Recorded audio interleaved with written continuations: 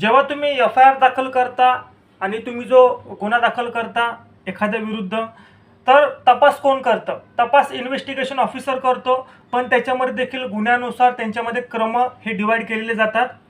जर आपण पहिलं कॉन्स्टेबल किंवा हेड कॉन्स्टेबल हे साधारण तपास करत नाही, ते फक्त जे इन्व्हेस्टिगेशन ऑफिसर असतात त्यांना ते मदत करत असतात. जसं की साक्षीदारांना बोलवणे, नोटीस देणे, आरोपीला पोलीस स्टेशनला बोलवणे आणणे, पंच बोलवणे, अशी कामं ते करत असतात.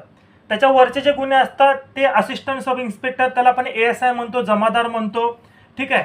तर छोटे गुन्हे किंवा किरकोळ गुन्ह्यांचा तपास ते करू शकतो. उदाहरण किरकोळ मारामारी, भांडण, शिवीगाळ, रस्त्याचा अपघात झाला असेल, असे ते नॉर्मली गुन्हे बघत असतात.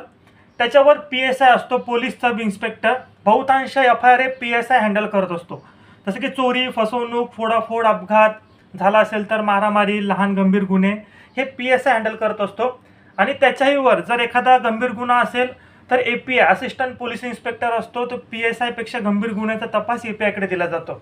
बलात्कार, गंभीर फसवणूक असेल, मोठी चोरी असेल, गंभीर अपघात असेल, गटागटात मारामारी असेल आणि त्याच्याही वर काय मोठे गुन्हे असतील तर पोलीस इन्स्पेक्टर, त्याला आपण पोलीस निरीक्षक म्हणतो, जो की पोलीस स्टेशनचा जो इन्चार्ज असतो, हे मोठे गुन्हे PI सांभाळत असतो, तपासत असतो.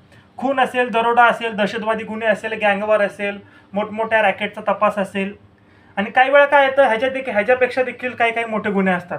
मग ते कुणाकडे जातात? ते DYSP असतील किंवा ACP असतील, ह्यांच्याकडे देखील सोपवले जातात.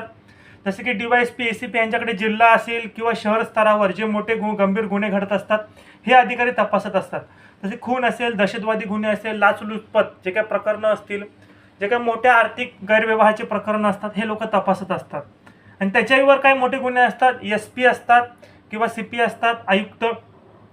आणि त्याच्याहून देखील जर दहशतवादी गुन्हे असतील किंवा राज्य पातळीवर किंवा राष्ट्र पातळीवर जी गंभीर प्रकरणं असतात किंवा नक्षलवादी प्रकरणं असतात, हे SP किंवा CP किंवा SIT समितीमार्फत किंवा क्राईम ब्रांचकडे सोपवली जातात.